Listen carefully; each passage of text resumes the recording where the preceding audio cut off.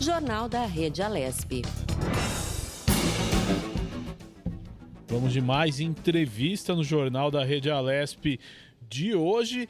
A gente conversa agora com Paulo Pontes, é responsável pelo setor de capacitação de doadores de captação, de doadores de sangue. Ele nos fala sobre a doação de sangue em meio à pandemia do coronavírus. Bom dia, Paulo. Seja bem-vindo ao Jornal da Rede Alesp.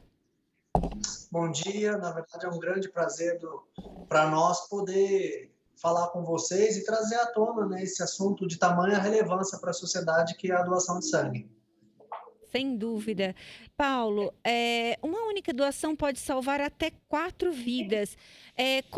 Qual que é a importância de doar sangue e qual que é a segurança da doação de sangue? Olha, isso é um ponto que muitas vezes existem mitos pertinentes a essa questão, Muitas pessoas acreditam que há risco de contaminação ao se doar sangue. É sempre muito importante frisar e deixar muito claro às pessoas que todo o material utilizado pelo banco de sangue é 100% descartável. Portanto, não há risco algum de contaminação. E como você bem disse, com uma única doação, esse sangue é separado em componentes. Cada paciente recebe um componente de acordo com a sua necessidade, com o seu estado de saúde, não é? E a gente costuma dizer que com uma única doação, o doador salva até 4 vidas. Agora, quais são os cuidados que o Hemocentro vem tomando nessa pandemia para evitar as contaminações? Sim, esse é um outro tema também que muitas vezes surgem dúvidas, e é importante ressaltar que assim, nós tomamos todas as ações necessárias para garantir a segurança dos nossos doadores. Então, desde uma sinalização para aumentar o espaçamento onde as pessoas devem se posicionar para garantir o espaçamento de pelo menos 1,5 m a 2 metros entre todos os nossos doadores. Temos um colaborador que fica na porta do serviço aferindo a temperatura, aumentamos os dispensers de álcool em gel, aumentamos o número de colaboradores não só na questão do atendimento aos doadores, mas também dos colaboradores de higienização, para que assim, higienizem todas as cadeiras na sala de coleta. Colocamos em todos os guichês principalmente na sala de lanche algumas divisórias, para que garanta, na verdade, a individualidade e o espaçamento entre os doadores e garantindo, assim, a segurança de contaminação durante essa pandemia, Paulo, tem um monte de gente que gosta de doar sangue, que quer doar sangue, mas que não pode. Como, por exemplo, o pessoal que fez tatuagem recentemente. Qual que é o critério com relação a essa questão da tatuagem, o tempo, para que ele seja liberado? E por que ele não é liberado, uma vez que muitas vezes os estúdios têm ali uma condição de sanitária bem adequada e os tatuadores também usam, por exemplo, aliás, usam não, eles tomam a vacinação e usam todo o equipamento adequado para fazer o trabalho deles. Como é que é essa questão?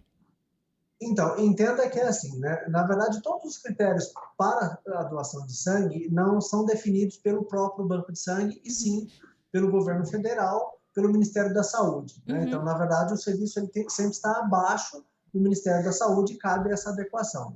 Quando você faz uma legislação num país continental como o nosso Brasil, você tem que pensar em todas as situações. Como você bem disse, os profissionais da tatuagem, eles evoluíram muito. Então, na verdade, hoje são verdadeiros ateliês, onde não só a agulha é descartável, bem como a tinta que é usada. Mas a gente tem que imaginar que as tatuagens podem ser feitas nas mais diversas condições sanitárias. E o nosso colaborador de triagem, que realiza a entrevista com esse doador, não tem como, à distância, saber qual a real condição que foi feita essa tatuagem. Então, portanto, que acaba se englobando todas as situações e dando uma inaptidão de 1 ano. E isso também não cabe só à tatuagem, cabe, por exemplo, você ter um exame que é muito comum de realização e que também impede, que é a endoscopia e a colonoscopia, que impedem a doação por 6 meses. Nossa, essa eu não sabia, doutor. Quer dizer, se você faz uma endoscopia, você não pode doar sangue por 6 meses, é isso?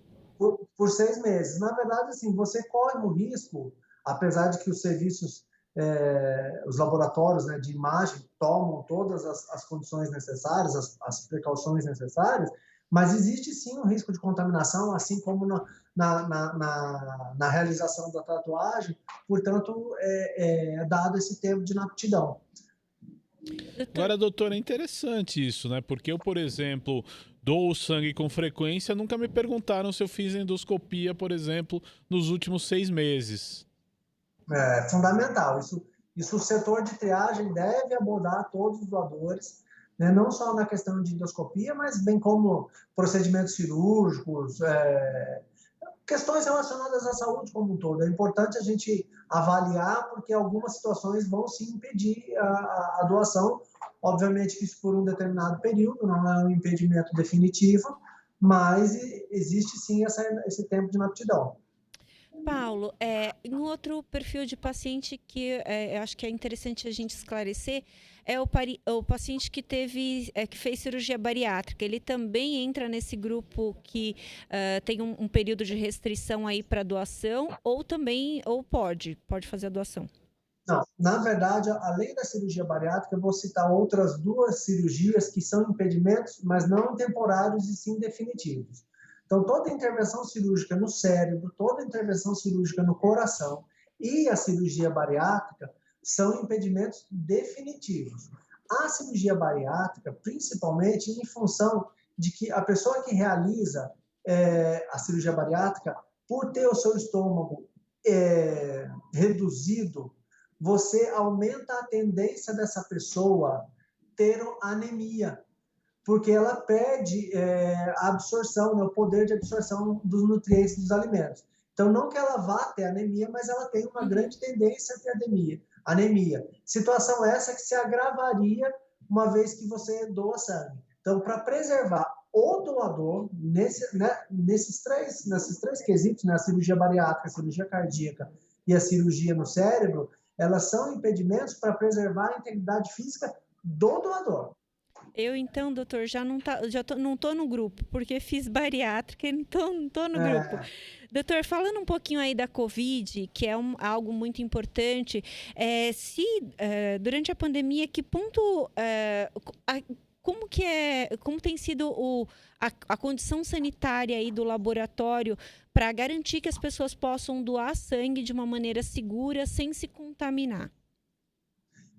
Como eu citei anteriormente, né, a gente tomou diversas ações, desde colocar um colaborador na porta de entrada do serviço para garantir que ninguém esteja com a temperatura alterada, que é um sintoma do Covid, como o uso de máscara em todos os colaboradores e exigir isso dos doadores, obviamente, o espaçamento entre as cadeiras na sala de espera, mais colaboradores higienizando as cadeiras a cada vez que um doador levanta, colocamos as divisórias nos guichês de atendimento, na sala de lanche.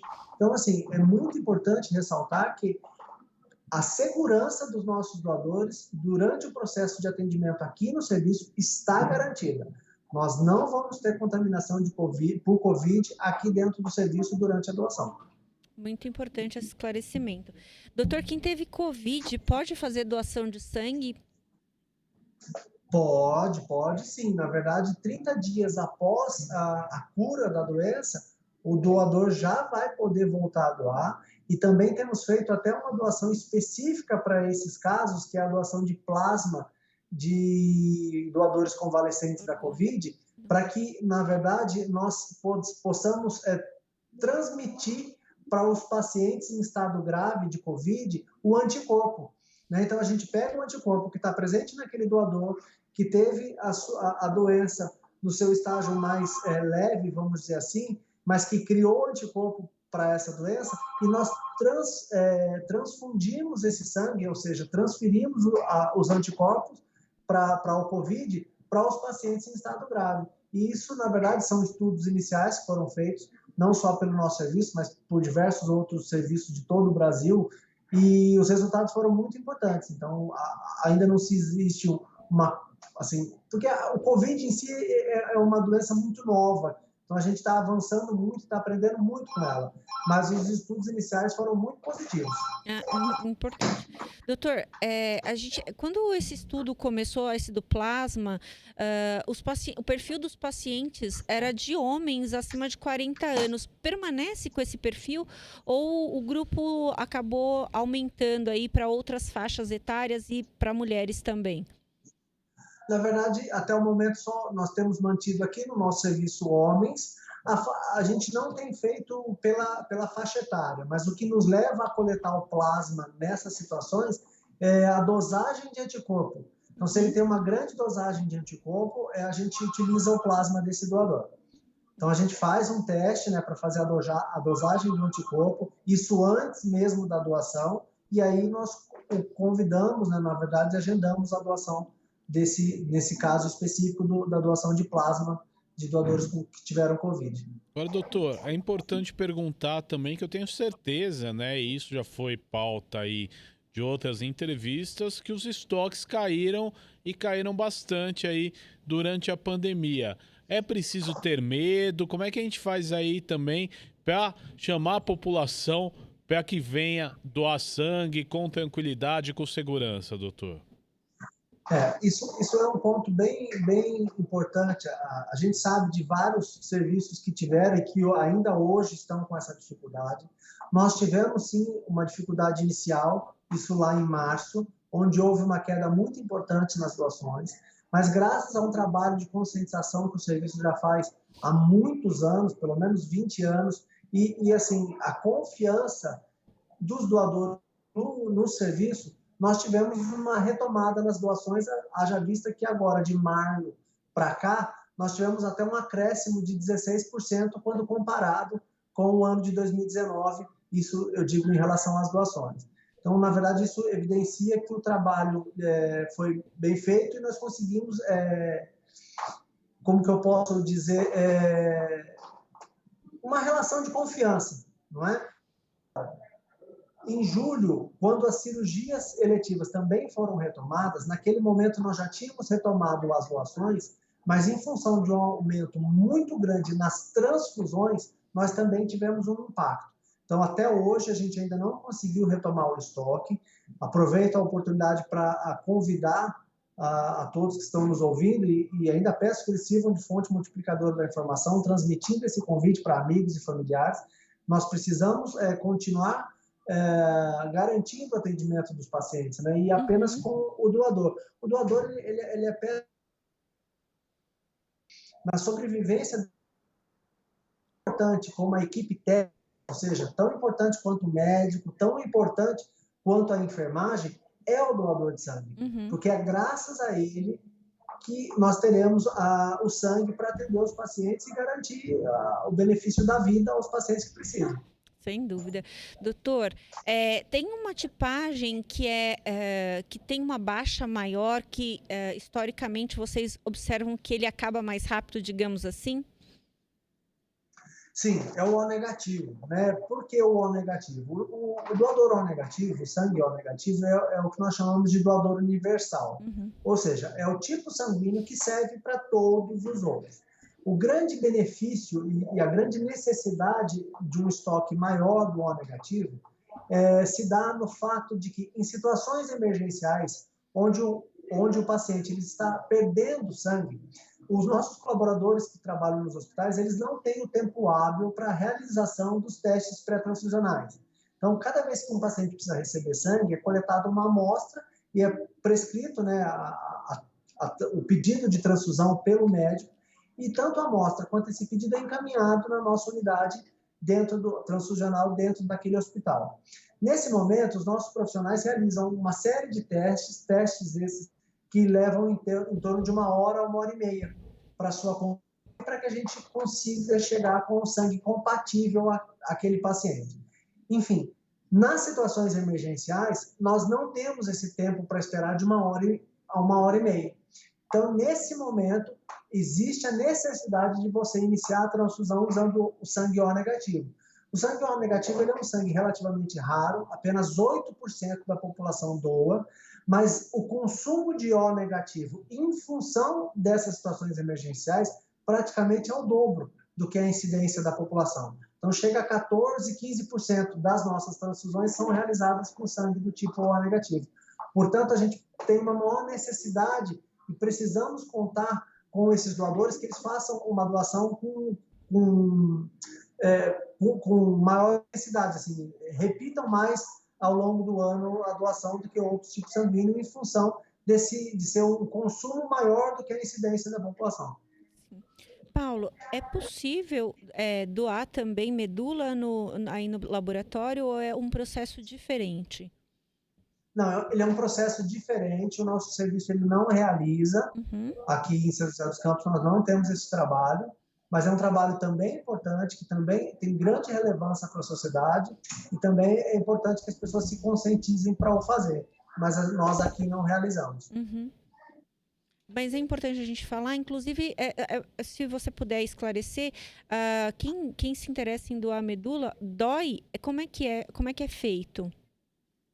Na verdade, assim, o processo inicial é feito a coleta de uma amostra, né, para que você faça um teste assim, como se fosse um mapeamento da sua medula, a tipagem sanguínea da sua medula, não é? E isso vai para um banco de dados, que é controlado pelo INCA, na cidade do Rio de Janeiro. Existe um órgão chamado, dentro do INCA, um setor chamado REDOME, que é o Registro de Doadores de Medula. Então, você faz, na verdade, primeiro um pré-cadastro, e isso fica lá no INCA. Se um paciente precisar, e isso, na verdade, a maior probabilidade é que o paciente encontre um doador na sua própria família. Mas, obviamente, que quando é feito esse mesmo exame no paciente, é encaminhado o resultado do paciente para o banco de dados para fazer um confronto de informações, para ver se naquele banco existe algum doador compatível. Bom, em caso de compatibilidade, é feito um contato com o doador, são feitos mais alguns exames confirmatórios e ainda permanecer a compatibilidade plena, que nós chamamos, o doador vai ser convocado para fazer a doação. A doação não dói, é um processo onde ele pode fazer, inclusive, pelas vias, pela veia, pela própria veia, uma coleta, assim como a gente coleta o plasma, que eu acabei de citar, na doação de sangue de doadores que tiveram Covid, é possível fazer da mesma forma. Então, não é um processo doloroso e vale muito a pena contribuir. Agora é interessante, e eu gostaria de perguntar, por exemplo, pessoas que tiveram doenças como hepatite, por exemplo, elas não podem doar sangue? São todos os tipos de hepatite ou só alguns tipos? Olha, inclusive a legislação cita isso da seguinte forma: quem teve hepatite até os 11 anos de idade pode doar sangue, quem teve hepatite após os 11 anos de idade não pode doar sangue. Isso por quê? A hepatite que é acometida nas crianças, em sua grande maioria, é a hepatite do tipo A. E essa não impede a doação. As que impedem são as hepatites do tipo B e C, por serem transmissíveis pelo sangue.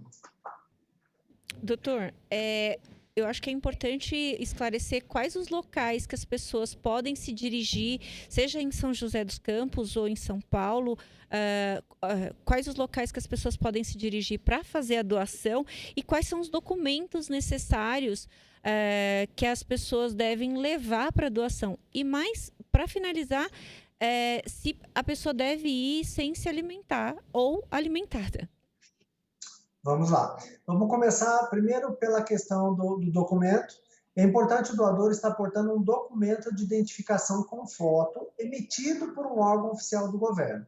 Ou seja, pode ser o RG, pode ser a CNH, a carteira de trabalho, entre outros documentos. No caso dos homens, a reservista.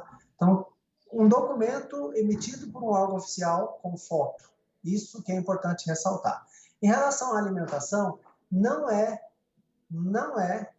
importante o jejum. As pessoas costumam muito confundir a questão da doação de sangue com o exame de sangue, que esse sim requer o jejum. Então é fundamental o doador tomar o seu café da manhã. O que nós sempre orientamos é que no café da manhã ele evite alimentos gordurosos. Então nós sempre pedimos para que ele não tome leite, não faça ingestão de nada que seja derivado do leite, nem ovos e nem frituras. Isso é importante. Acho que até cabe ressaltar o que pode comer. A pessoa pode tomar um suco, café puro, chá, pode adoçar, como ele já faz no seu dia a dia, seja com açúcar ou adoçante, isso não tem o menor problema.